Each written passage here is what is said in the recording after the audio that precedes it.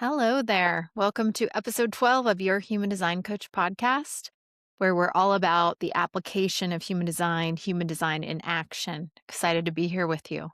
Your quote for today: sometimes we're responsible for things not because they're our fault, but because we're the only ones who can change them. We are back here for another Ask Ashley episode today. We're going to do a little bit different, more of a rapid fire, some shorter questions. We'll get to some more about that in just a moment.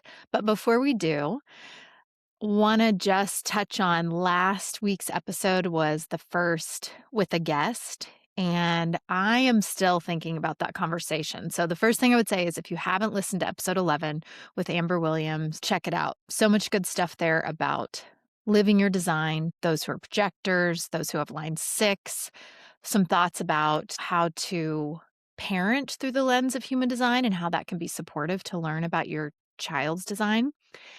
And I also want to make a note that my lawn care specialist, aka my husband, is currently mowing. I said, I'm going to go record my podcast. And he said, I'm going to go mow. And I didn't really think about those two together. My podcast editing is pretty good. Software is pretty good. So you probably shouldn't hear it, but just in case. It's that time. Another thing I just wanted to talk about, I think it is supportive to hear people talk about their design in action. I know it is for me. As I am continuing to go on this podcast journey with you all, something that still is very exciting to me. Ultimately, I want to keep honing my voice in the human design coaching space specifically. And I feel like having this platform has helped me do that. I have found myself, in the past few weeks of saying, I don't know, I'm not feeling as inspired as I did in the beginning. And so some design pieces in action, coming back to the strategy for me, which is wait to respond, which is that you wait for things to show up in your orbit, but it's not passive, right? And so as I was thinking, I don't feel that inspired, I'm like, well, girl, you're spending a little time on the old social media. You're not letting yourself have some conversations or read new things or study. And so that was really supportive of some of the goals setting that I've been doing lately, and thinking about these next few months of what I want to focus on is learning and allowing that inspiration to come in, both in human design. But as I've said, human design does not live in a vacuum. So studying other things and reading other books. I've, done some work with ontological coaching and just ontology in general in the last few months. So that is kind of giving me some thought. So anyway, giving myself more to respond to has felt very supportive for me in these last few weeks, especially as I've tried to lean into that piece of my design. And then I think the open head piece, which can show up for me as everything sort of feels urgent. And I've talked about how I like to sometimes lean into that it feels good. But I was reading something the other day based in ontology, and they were talking about how our brain can create crises for us to respond to and kind of snap into action as a way to, essentially what I understood it as our brain's protecting us of no, your thoughts are helpful. You must pay attention to us. And it feels kind of scary to examine thoughts that have been so deeply held, that have been supportive of me, or I felt they've been supportive of me for a long time. And as I sort of go deeper with those, it's yes, that is not serving me. But brain says, no, you don't need to let go of that. And this is all recent. You're all going to get this in real time with me, but trying to drop into my heart more, if that makes sense, feeling into a more, I think it's really about presence for me. It's dropping into being present. So I've gotten pretty consistent with I don't sleep with my phone in my room. I'm not on my phone before bed. For the most part, my morning routine is kind of continuing to get honed, and how I start my day, that's helping me a lot. And then just when I start to feel that pull of the head, of the thoughts, happened to me yesterday. I was on a meditation session call, and I hadn't turned off my do not disturb yet. And an email popped up, and I was like, oh no, I must respond to this. And I started doing it. I was like, girl, what are you doing? Just stop. Just pause. Just breathe. Drop into heart space or presence. And is this urgent? No, it is not. All right, y'all. So we are here. Ask Ashley episode. We're going to do a little more rapid fire. And when I was talking with Amber last week, she mentioned something about the variables. When we look at a chart, and I'll pop one up so we can see the arrows that are near the mind and the head center, so towards the top of the chart in the middle, there's a series of 4 arrows, and those are referred to as the variables. The ones on the left give us information about our body. So movement, eating, kind of like environment, like where we feel sometimes our best and can really shine. And on the right, it tells us more about the mind. A lot of human design teachers will kind of talk about like it's important to kind of get aligned on the left side variables with the body before moving to the mind. But you know what? You know where you are. We're going to start with the right side today when we look at some charts because I just want to. And then I think we might come back to the left side. Lots of good information there. This is sort of what was speaking to me today. I knew I wanted to look at the variables based on my conversation with Amber, and it felt like the right side is where I wanted to start. So, as always, you can pause this, do some looking yourself.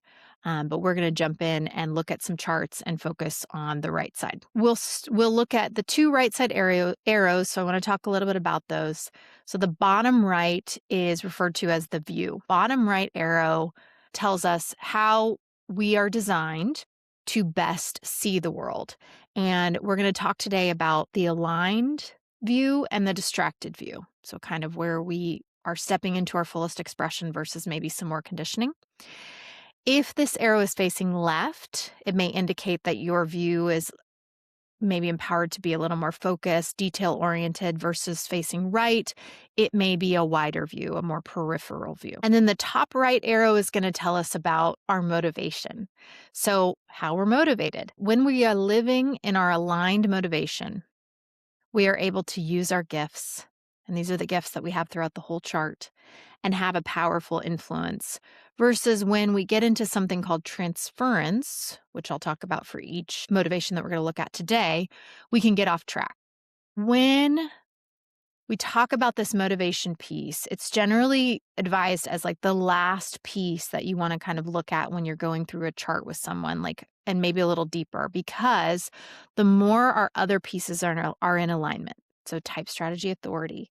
How are we living in our open and defined centers? Where is our profile number showing up? So when all that is feeling good, we are able to be most influential in this space. It's kind of like if you're talking about long-term goals, this might be one in the line of human design of like, I really want to see myself living my motivation. So if it's facing left, then the motivation may be more strategic versus right, more receptive. So those with the left facing arrow may benefit when they're kind of exploring some things to get more focused, whereas those who face right, it may be better for them to explore without an agenda, to just be present and to kind of trust how things will unfold. So it's been a little bit since we've done an Ask Ashley episode. So just a reminder, we're doing this through a coaching perspective. So I'll share the person's question. I'm going to talk about, in this case, the variables specifically, and then share some questions that might come up in a coaching session to empower that person to explore their own answers. So we're not looking at advice. I'm trying to let you lean into your own decision making. All right, so our first question for this rapid fire episode comes from a manifestor, and she says, I manage a great team of people with one exception, and I am struggling to deal with the situation. How can I look to my design to help me handle the issue and keep my team happy? If I look at the question, like being able to adeptly handle the issue in a way that honors your design and feels authentic, I think that and keeping your team happy to me seem like they would go hand in hand, would just be a thought there. But let's go ahead and pop this manifestor chart up and let's look at those right side variables. So we're going to start with the view, which is going to be the bottom left arrow. So this person has the probability view, and you can see that the arrow is facing right. So when those with this view of probability are aligned, they really live in a very much a state of practicality. So the feet are on the ground. They are able to be and feel responsible in how they see people and situations. So knowing that like these are the practical things that need to get done and understanding um the reality of the situation versus the distracted view. So when probability moves into a distracted view, it actually moves into, so each one of these viewpoints, when they get distracted, they're going to shift into another viewpoint. So those with the probability view, when they are distracted, out of alignment, they shift into a possibility view. And so rather than being really grounded in the reality of the situation, they can get lost in the what ifs. They may trust blindly or trust others without checking in with the authority. So in this case, for this manifestor, the authority is tune into willpower, which I don't think we've really talked about it, but essentially it's heart-centered decision making and knowing that when you make a decision, you have sort of the energy to see it through and it resonates in your heart before you jump in and do it. And so, again, when this person has the distracted views, they're trusting without checking with the authority. They may get kind of gullible or have a blind trust. So, like, rather than going with what they know and kind of looking at the facts of the situation, it's like, yeah, oh, sure. So if we're thinking about like the exception in this team, they said, I manage a great team of people with one exception. This might look like this person, the exception, saying, thanks for your feedback. I'm going to make those changes. This manifestor who's writing in this question may say, God, that just doesn't resonate with me and my authority, or that doesn't match the facts that I have, but they want to trust this person because they want to believe in them, but they're not doing it from a place of their authority. That might be, a potential thing to think about. So the other thing to say about this person, they have the probability view and the arrow is facing right. So being able to take that wider view is kind of how you're designed. So being able to see the big picture. So some questions to kind of coach this person through this that might come up. Do you stay present in the reality of a situation? Are you feeling grounded in your authority when you have conversations with your team? When they are bringing issues to you around maybe this person who is a little bit more challenging? And what happens to how you are able to kind of make decisions in this situation when you take a wider view? So are we looking so much at either the problem, quote unquote, the problem? Are we looking so much like, is there one member of the team that maybe is really struggling with this person? And are we focusing in on those complaints rather than seeing it as a whole? So, what happens when you take that wider viewpoint that you are designed to take? And then moving into that top right arrow, which is the motivation. So, that is for this person guilt. And we have again a right facing arrow. So, when you have the motivation of guilt, and I have this one, it doesn't sound like the greatest thing that you'd want to be motivated by, but it's better than it sounds. Those with this particular motivation may be motivated to make things better and to fix, um, possibly bringing people together to kind of be more effective. So team building. But the transference, so when they are not living in alignment with this motivation, is hope. Again, seems backwards. Seems like you would want hope, but you have guilt. But that's why we say there's no bad design, right? If a person who has the guilt motivation transfers into hope, so not living in alignment, then it may show up as, instead of being motivated to make things better, it's somebody else will handle this. Or, I think it's going to work out fine. Like it's a blind hope. There's a hope that's rooted in reality. And then there's the blind hope that's just like, it'll be fine. Somebody will fix it. And so a question that comes up for me when I see the original question, which is how can I look to my design to help me handle the issue and keep my team happy? I think I would want to ask this person, what would make you happy in this situation? What's the best case scenario here or the best possible outcome? And then maybe could we work backwards to unpack that? I might also want to know, do you ever find yourself turning that blind eye? And what's the feedback you get from your team when you may catch yourself doing that? What are you telling yourself about why you can or can't be the one to fix it? And then if we look at this being the right facing arrow, which is about being receptive, exploring without an agenda, is there someone who could support you or a way that you could support yourself in exploring possible solutions to this without an agenda to fix? So just seeing what comes up without trying to get to the final solution. Does that feel empowering? Okay, we're rapid fire. We're moving on to our generator. So the generator has a question um, that I think will be relatable to some of us. I need to let go of some of my commitments, but I'm struggling to figure out which ones, even after checking in with my emotional authority. What do you see in my design that could be a guide of what to let go of? All right, so this person will pop up their chart, has the view of survival, and that is a left facing arrow. So when those with this view, when it's in alignment, it looks like looking at the world through a lens of trust. And that includes trust in life, work, decisions, your path. And the distracted or kind of out of alignment view of those with the survival view is wanting.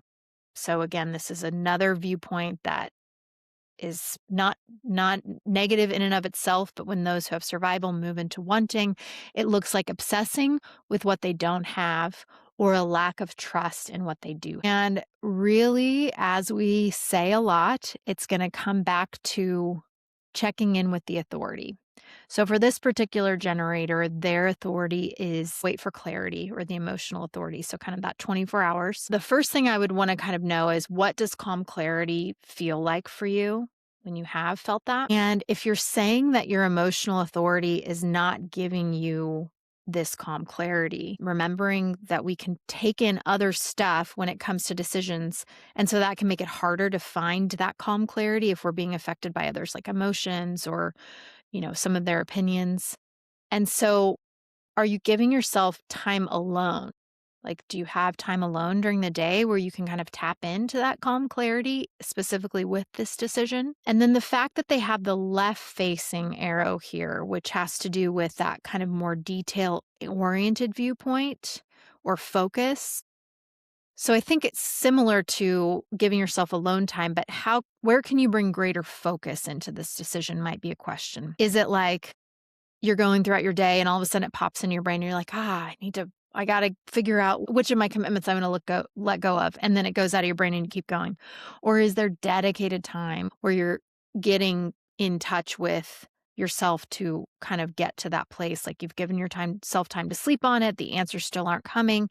Can you get quiet with yourself to give that support? And then this person also has the guilt motivation with the right facing arrow. So we just talked about that. So some questions I would ask for this person who's motivated to make things better and the blind hope that everything will turn out fine may look like, I don't really need to decide. Somebody will not ask me to do something again, but we know that when we're good at things, and this person is very good at what they do, we just keep getting more added to our plate. So the blind hope may not be the best, the most supportive kind of viewpoint here. So some questions here is, what happens if you don't let go of any of the commitments?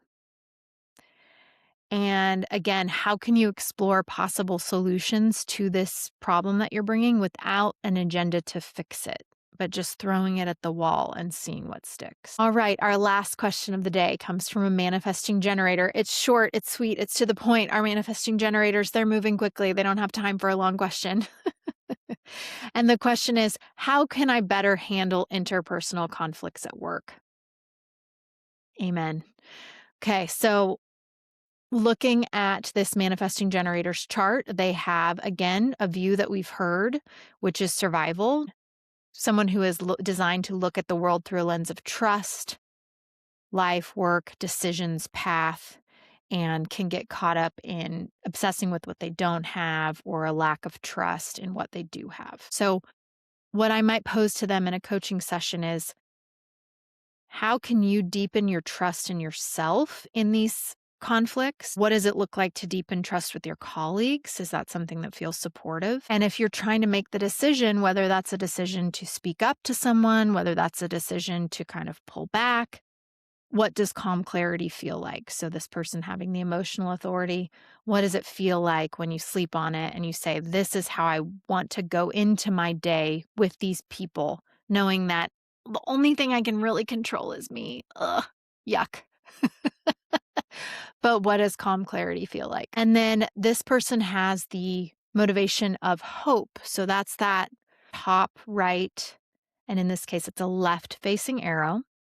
So, those with the hope motivation are motivated to know what to take control of and what not to interfere with. I think we said a lot right there. Do not take they don't take responsibility when it's not called for, and they know when not to invest mental energy. It can look the best when they don't force and have faith that things will work out. So you might remember that this was the transference of the guilt. So guess what? The transference of the hope is guilt. So when this person with the hope motivation is not in alignment, it can look like not trusting that things will work out, abandoning hope, getting lost in fixing. So I hope this is jumping out to you right now, because what you see is that there are no bad, but it is how we are designed. So those with the guilt motivation, they are designed to maybe get in and fix. But those with hope they may need to take control, but mostly they know when to step back. If we're talking about this person with calm clarity, that's where it feels not calm clarity. So if I were working with this person in a coaching session and I saw that they had this variable, I think a question I would for sure want to ask is, what does it look like to trust your deep knowing about this situation? And I'm so glad that we're ending on this, because to me, that is like such a key of human design coaching. Because if coaching is just like walking side by side with the client and sort of supporting them to clear the fog, and whether that's sharing information, prompting with questions, you know, authentic action, whatever it is. But if this person, if they have this hope motivation where it says they know what to take control of and what not to interfere with, and that's how they are motivated to understand the difference and not taking responsibility when it's not called for, what does it look like to trust that about yourself in this situation? I would love to hear what comes up from that question. Well, rapid fire, friends. We did it again. We're out here experimenting on the Your Human Design Coach podcast. I want to come back to our quote of the day. So let me read that again. Sometimes we're responsible for things not because they're our fault, but because we're the only ones who can change them. I think a through line in a lot of these people's views, their motivations, a through line is like, what's mine to change and what's not. And so I think revisiting our quote from the day, a couple of questions that might support all of these people and all of us. What can we truly change? And what is not ours to fix? Okay. I kind of had a ping earlier. So I have that guilt motivation and the um, transference of the guilt motivation is waiting for someone else to fix it. And I know when I am at my most disempowered or just my most frustrated, or just sort of the end of my rope is like, I don't even care anymore. Like, that's a good check-in for me of like, okay, is there something you can do for yourself that might be more supportive right now if you're feeling that way? Hey, thanks for coming along with me. Good to be back with you all. I think next week we're going to talk about our body variables. Be fun to kind of go into those and look at some people's questions through those. Thank you again for being here. And as always, take care.